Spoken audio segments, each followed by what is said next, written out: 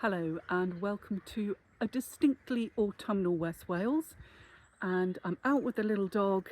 We're having a lovely morning walk, plus we're doing some foraging. But we're not foraging for food, we're foraging for dye materials. And in today's video I'm going to be collecting acorns to make a natural dye for both plant fibres and wool. If we've not met, my name is Becca and you're very welcome to my little channel where I explore the fibre arts and fibre arts adjacent subjects. So I'm going to turn the camera around to show you where we are. So we're just walking along one of the local footpaths that goes through a wooded area, and I know there are oak trees in here. It's been an incredibly good year for all sorts of fruit, and acorns are no exception. So I'm going to have my foraging bag out and just collect as many as I can that have fallen on the ground. So this is what we're looking for. Acorns. Emily, come on. What's this? What's this? Come here. Go on then.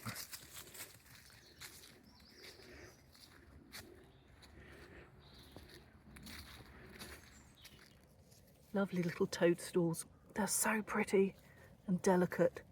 They've got this very delicate little ring of colour, and then you can just see all the radiating little almost brush strokes. I mean, if you were painting that, that's what you'd do, wouldn't it? You'd just have the very delicate little brush strokes. Oh, so pretty. I mean, just a toadstool.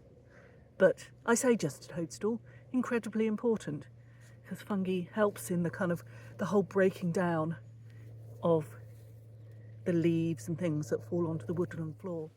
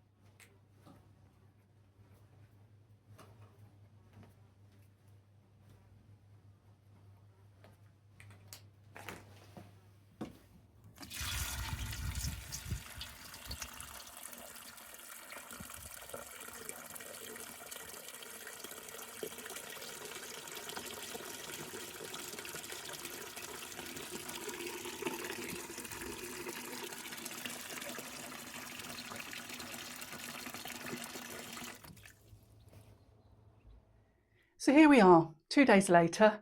There is a storm rolling in, and so I'm trying to get all the recording done before we A, potentially lose electricity, and B, you can't hear me because of the wind and the rain. Okay, so I soaked my acorns for 2 days in rainwater. I weighed them first, so I actually got 800 grams, and I recorded it in my little journal, my dyer's journal.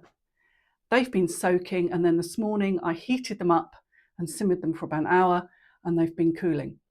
Now, normally I do a cold mordant, but I'm today doing a hot mordant, and I'm using some of the Lincolnshire longwool, or is it Leicester longwool? Anyway, it's a longwool, and I can't remember which one it is. I should find that out, shouldn't I? Anyway, whatever it is, it's a fleece I bought. I've been sort of working my way through it, and I'm going to dye some, so I'm mordanting that. If you are new to mordanting, I have a free PDF when you sign up with my newsletter that tells you how to mordant wool with alum, and that's all I'm using for this one. So a good rule of thumb is between 7% and 10% of alum to your weight of wool. But as I say, I have kind of gone through quite a lot of detail on how to mordant on the channel before. On the channel, whatever I'm talking about.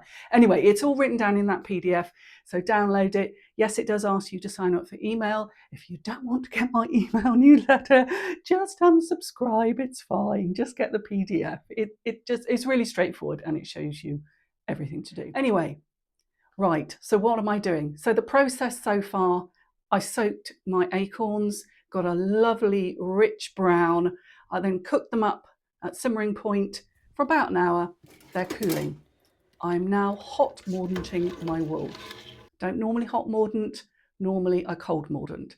However, I want to speed the process up because we have a storm rolling in, Storm Amy. I might well lose electricity and potentially you won't be able to hear me because of the wind and the rain on the roof of this conservatory. It's already picking up quite a lot. It's getting quite noisy, so I need to kind of get on with the process. Then the other thing that happened was yesterday, while we were out walking the dog, that's me and my partner Andrew, we came across these little beauties. And these are a kind of slightly dramatic looking mushroom, and they are saffron milk caps. Yes, edible.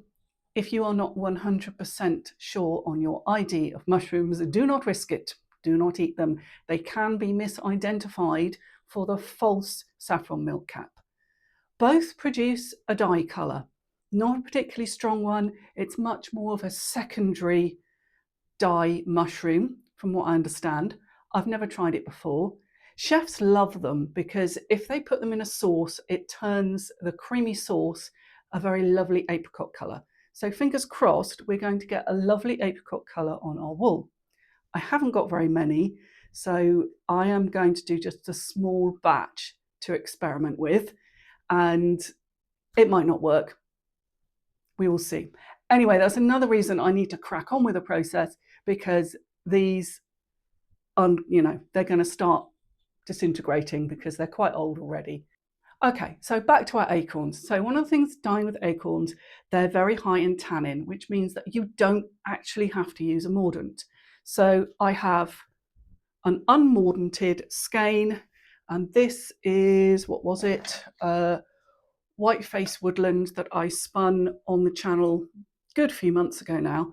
And it was tied up quite tightly, but I've just retied it with plenty of space so that hopefully I don't get a line where my ties are when I'm dyeing it. I then also have a little square of cotton, and this is pre-mordanted with alum acetate. If people are interested, I will do a separate video on how to mordant plant materials and plant fibres, because it is different from wool.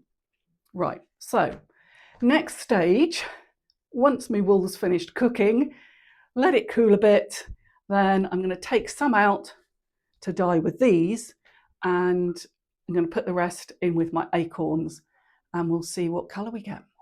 Okay, let's crack on. The wool has now cooled so that I can move it without any danger of felting.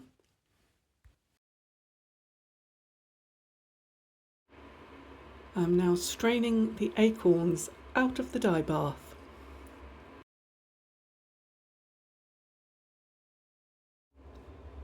I'm now adding the wool and my cotton that has been soaking in just regular water so that it takes up the dye more quickly.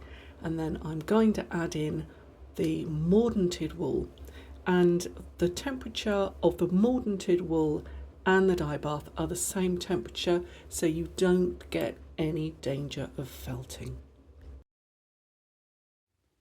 The next thing is to pop the whole thing back on the cooker and simmer for about an hour. Just taking this off the stove, I'm going to let it cool in here and we'll have a look at it tomorrow. So I've left the dye pot to do its thing, it's cooling, and that will help the dye just to adhere to the fibres by giving it a bit of time to rest. And we've come for a walk in the woods. The storm is due to hit us really soon, so I'm coming now so that Millie doesn't run away in the rain, because she really doesn't do rain. I also thought I'd just have a quick look and see if I can see any exciting fungi.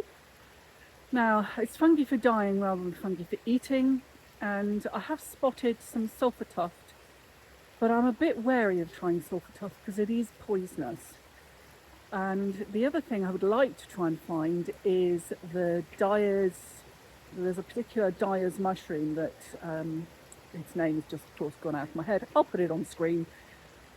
It's supposed to be quite common, but I don't think I've ever noticed it before, but that's probably because I wasn't looking for it. Anyway, let's see what we can find.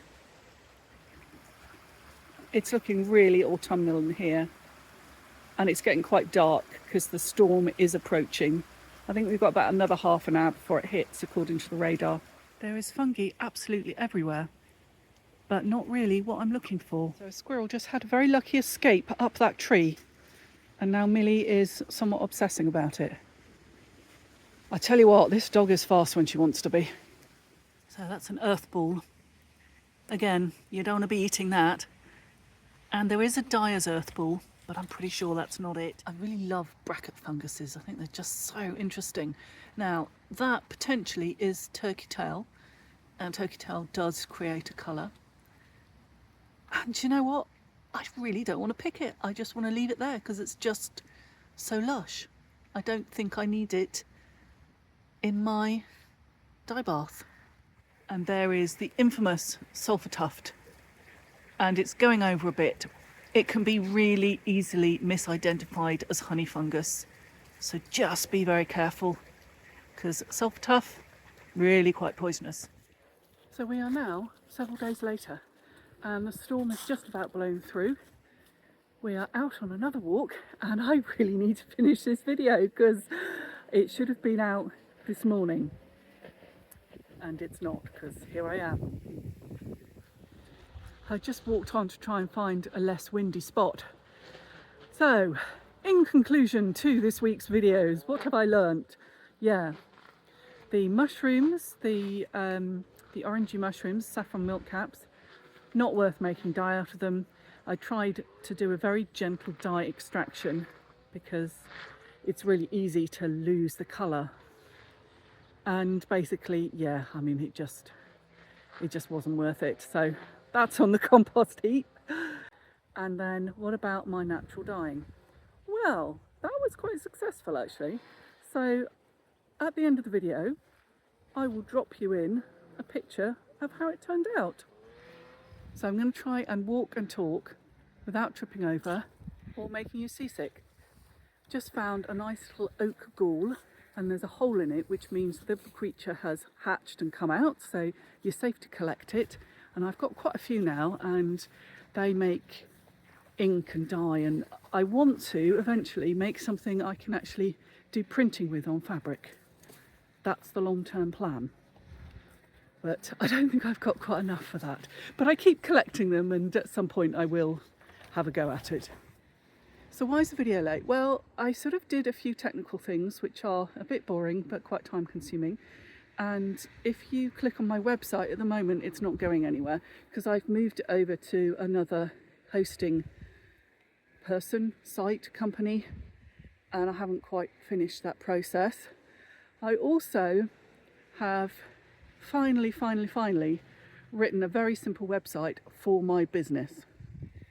And that is live, but there's not an awful lot on it.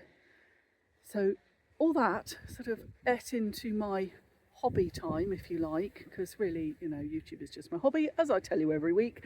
And yeah, so I got all hyper focused on that, and I was trying to finish the video in between, just didn't get done. So there we go. That's what happens sometimes. So I'm going to carry on with my walk, and as I said, I will drop in a picture of the results of the dyeing with the acorns.